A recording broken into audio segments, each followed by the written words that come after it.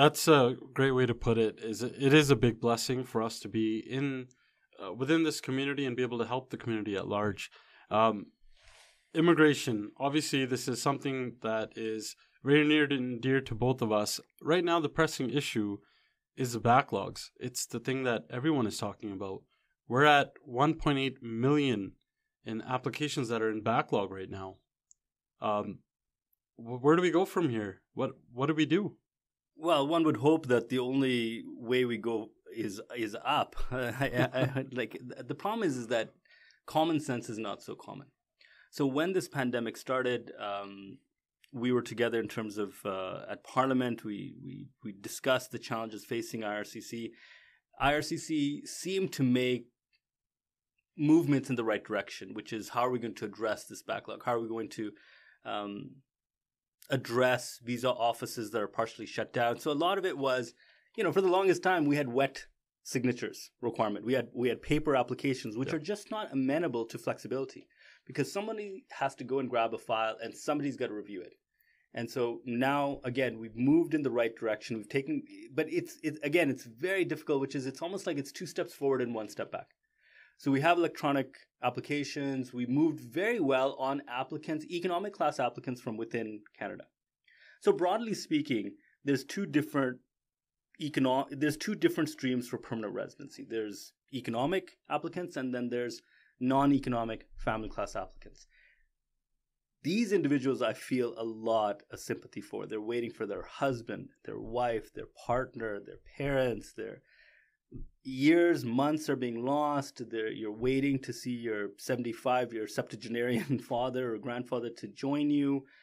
You're losing very, very valuable time that you can never get back. And they have been affected particularly by all of this because their applications are overseas. Their applications are wet signatures. Their applications are in visa offices that are shut down. They start up again. They shut down again. Very frustrating. Very little communication from IRCC. We're getting emails back from IRCC, which is our agents don't know anything more than you do. Well, that's not very helpful. In terms of the economic class applicants, sure. The individuals from within Canada, we had very positive developments. The TR to PR pathway, that's something that you championed as well, which was fantastic. Along with your help and suggestion. Right. Remember one thing in terms of we were talking about frontline workers and they were considered low skill workers. Well, they're considered low skill workers until you need them, right? I always call them low wage workers. I never ascribe the skill to it because I think it's disparaging and derogatory. Because a low skill truck driver is what's going to keep that supply chain moving.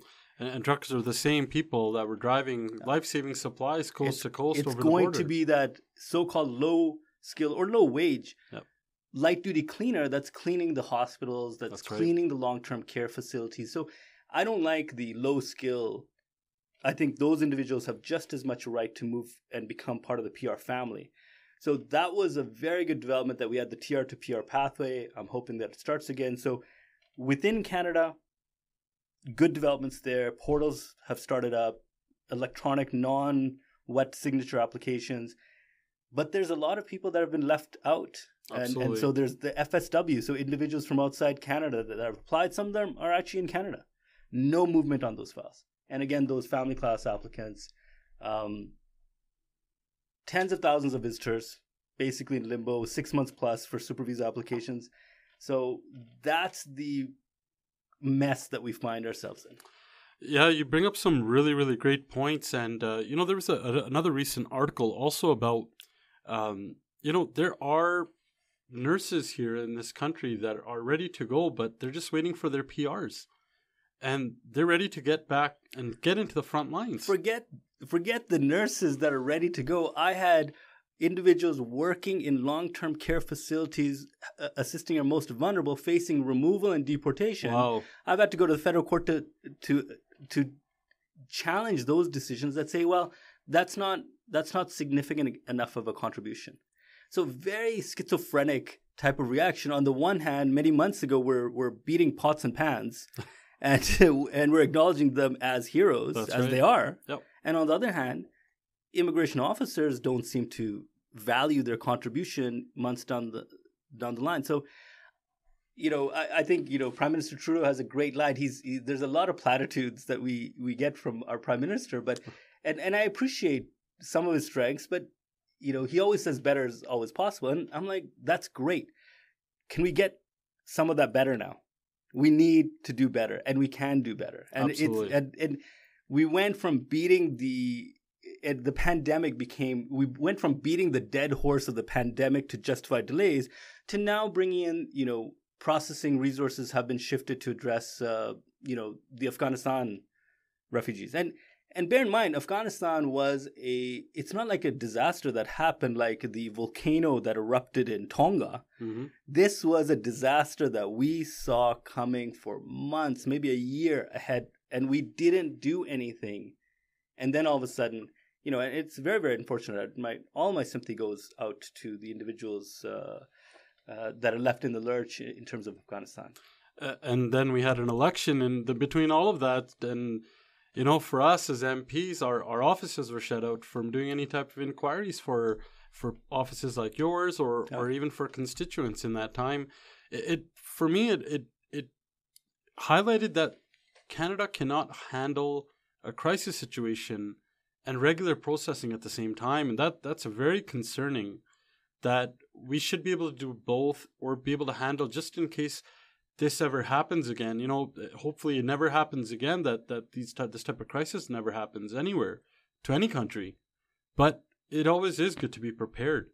It leads me to thinking about what is happening in IRCC. Like, why do we keep seeing the same thing over and over again?